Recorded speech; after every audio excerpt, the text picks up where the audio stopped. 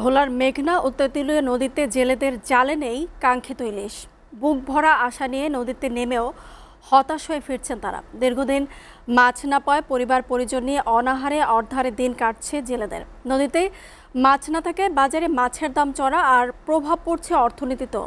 জেলা মৎস্য কর্মকর্তা বলছেন, সাগর নদীর মধ্যবর্তী স্থানে শতাধিক ডুব চড়ে পানি প্রবাহে ব্লক সৃষ্টি হয়েছে, তাই নদীতে মাছ আসতে পারছে না। পানি আরও বাড়লে নদীতে মাছ আসতে পারে। এ বিষয়ে বিস্তারিত প্রতিবেদন দেখবেন আমাদের সহকর্মী বিলাল হোসেনের প্রতিবেদনে। সাগর, মেঘনা ও তেঁতুলিয়া নদীর বেষ্টনীতে অবস্থিত দ্বীপ জেলা ভোলা। এখানে লাখ লাখ মানুষ কোনো না কোনোভাবে সাগর ও নদীর মাছের উপর নির্ভরশীল। স্থানীয়দের চাহিদা মিটিয়ে এখানকার মাছ দেশের সিংহভাগ চাহিদা মেটানোই ভূমিকা রাখে। মাছের উৎপাদন বাড়ানোর জন্য সরকার একের পর এক নিষেধাজ্ঞা দিয়ে চলছে। নিষেধাজ্ঞা শেষে জেলেরা বুক ভরা আশা নিয়ে সাগর নদীতে গিয়ে জালে কাঙ্ক্ষিত মাছ তো পাচ্ছেনই না, বরং তেল খরচটাও লোকসান গুনতে হচ্ছে।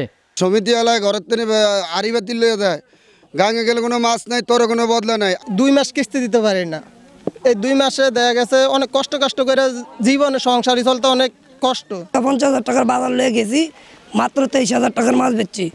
জেলেরা বলছেন, সরকারিভাবে জেলেদের প্রণোদনার চাল প্রভাবশালীরা অন্য পেশার নেতাকর্মীদের মধ্যে ভাগ বাটোয়ারা করে নিচ্ছে। তাদের দাবি, সরকারের পক্ষ থেকে যদি জেলেদের ঋণের ব্যবস্থা করা হয় তাহলে তারা মহাজন ও সমিতির দায়দানে থেকে কিছুটা মুক্তি পাবে। সরকার যে চাল দেয়, চাল যদি চালটা যদি আমাকে ঠিক মতন দিত, আমাকে জেলে করে, তাহলে আমরা ধরনের এত দানা হইতাম না।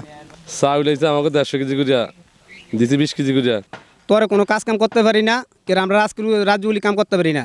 এদিকে জেলা মৎস্য কর্মকর্তা বলছেন, ডুবোচরে পানি প্রবাহে ব্লক সৃষ্টি হয়েছে, যার কারণে সাগর থেকে মেঘনা তেঁতুলিয়া নদীতে মাছ আসতে পারছে না।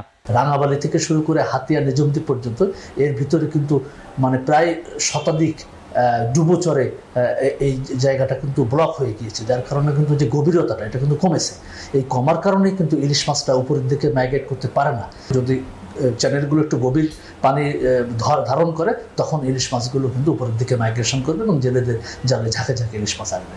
2025-26 অর্থ বছরে ভোলায় ইলিশের লক্ষ্যমাত্রা নির্ধারণ করা হয়েছে 1,82,000 মেট্রিক টন। ভোলায় সরকারের নিবন্ধিত জেলের সংখ্যা রয়েছে 1,71,000। সরকারি তালিকা ছাড়াও আছে আরও 50,000-এর মতো জেলে। SATV news desk.